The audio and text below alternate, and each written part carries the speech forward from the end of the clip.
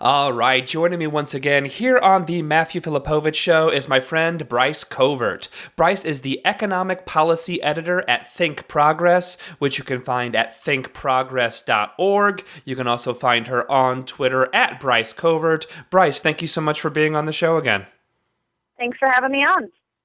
All right, so Bryce, you have been doing some consistently great work covering a vastly undercovered story, and that is the actual consequences of the Sequester deal. And the consequences have frankly been very, very severe, as we've talked about before on the show. Let's begin with a shocking new study on the Sequester's effects on science here in the United States. Tell us all about it. Yeah, there's a new survey of scientists across the country in a huge variety of disciplines asking them how they've been impacted by the automatic spending cuts known as sequestration. And it's pretty devastating. Nearly half of them say they've had to lay off scientists or they expect to do that soon. A similar number have had a colleague lose a job or is also expecting to lose one soon. 70% are receiving less grant money now than they did 3 years ago, but just 2% have had those funds made up by their organization. These are really drastic effects. The sequestration cuts affect all federal programs across the board indiscriminately. That's sort of part of how it was set up. And so funding for science research and development has taken a huge hit. And the survey went into some detail about how these scientists are feeling about it, and you can just, the pessimism is really palpable. People don't have the money to pay the young scientists who are working for them. A lot of them say they've had to pass on in hiring new promising researchers. People are shutting down projects or thinking of shutting down projects. People are even thinking of leaving the country and moving their research to other countries because they've lost so much of their funding here, which is really scary. The U.S. is a leader when it comes to science research and development. We have been for a long time, and sequestration cuts are threatening to change that and to mean that we go without important scientific findings that could save lives, that could change the way we live, all because of these automatic budget cuts that no one really wanted in the first place. It really is scary. I remember one of the things back in before Obama was elected. I was living in Chicago, and I had this friend who was a scientist, and the one thing was like he was really excited about getting a Democrat back in the White House because hey, there's going to be more funding for science, and initially there was, but now to me it seems like I don't know the way these you couldn't James Inhofe couldn't have designed better cuts for science.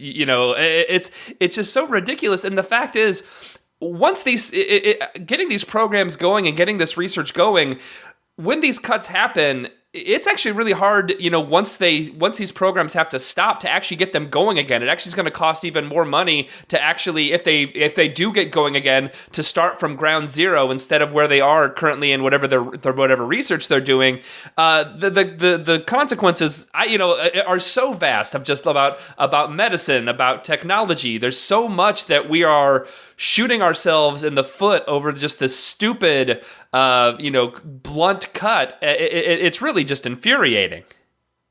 Yeah, these kinds of cuts to science research, some of them will not be able to be reversed even if sequestration is done away with. If people move to other countries, if young scientists are turned away and they enter other fields, if projects are shut down and people abandon them, that's just lost research that we could have taken advantage of. Some of it may be able to start back up again, but like you said, it'll take a while. Federal investment has actually been falling over the past 3 years, even before sequestration, so they've already been working with less than what they would hope to. So we are, like you said, shooting ourselves in the foot when it comes to this. And this is the kind of investment that really pays off in the long run in almost incalculable ways. Cures for diseases that we haven't found yet may not be found because we're cutting this investment, which means lives. And it's one of an effective investment that the government can make that it's cutting back on for no good reason. It's not that Congress or Obama wants to make these cuts necessarily. It's that they struck this bargain and it went into effect, and it's just automatic. No one can stop it. Yeah, it just, I'm a little less forgiving on both sides of this. I can't really think that there wasn't a possibility in Obama and the Democrats' mind that this could actually happen, and the fact that they were willing to actually make this bargain, again, is one of these things that I can't, obviously, Republicans want to do a massive cut to all these types of programs. That's what they want to do, but it still infuriates me that Obama and the Democrats were willing to go along with this, because they had to have known that there was a very real possibility that a grand bargain wouldn't have been made. Well, I think if we had a normally functioning Congress, everybody would expect that this would not have happened. Sure. The deal was meant to be a hostage to make both sides take action. And whether or not a grand bargain that we reached would have been good anyway, this was supposed to be sort of like the gun to their head to make them take action. And this Congress is so dysfunctional that they couldn't. And I think that at least since they've gone into effect, one thing we've seen is President Obama come out and call for a full repeal to just undo these, and if we're going to make cuts, make smarter cuts. Whereas we've seen a lot of Republicans actually saying, this is a good way to cut spending. We need to get the deficit down. I think sequestration is a good way to get us there, even though a lot of the cuts being made actually end up increasing the deficit in the long run, or like these science cuts hurting us in terms of productivity far into the future. They still seem to think that it's a good short-term way to cut spending. Mm-hmm. I'm talking to Bryce Covert from Think Progress, thinkprogress.org.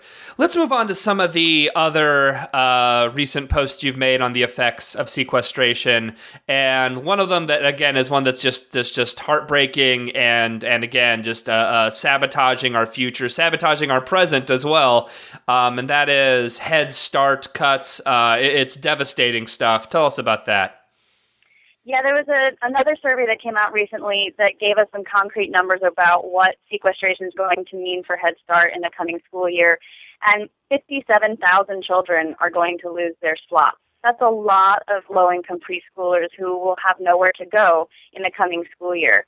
It also has meant that a lot of programs are cutting back on the days that they are operating or the hours that they have services. This means that not only do children miss out on instruction, but parents miss out on a quality place to send their kids when they have to go to their job. And it's also going to mean that more than 18,000 employees will be laid off or experience reduced pay. The teachers at Head Start are also taking a hit here, and it's kind of insane to be firing people in the middle of such high unemployment. And the importance of Head Start to people's lives just really you can't put a dollar number on it. I spoke to one woman who was lucky enough to keep her daughter in Head Start, but she explained to me what it's meant to her. Her child's learning and speech disabilities were discovered in Head Start. If she wasn't in that program, it might not have been discovered. She's gotten free services and resources to help her daughter with those disabilities. And it's also meant for her that she was able to not only find a job when she was unemployed because she had somewhere to put her daughter, it was a quality place for her to be, but it's also helped her keep that job. And she said, if my daughter lost that spot in Head Start, I'd probably have to leave my job because there's no other affordable alternative for me for childcare.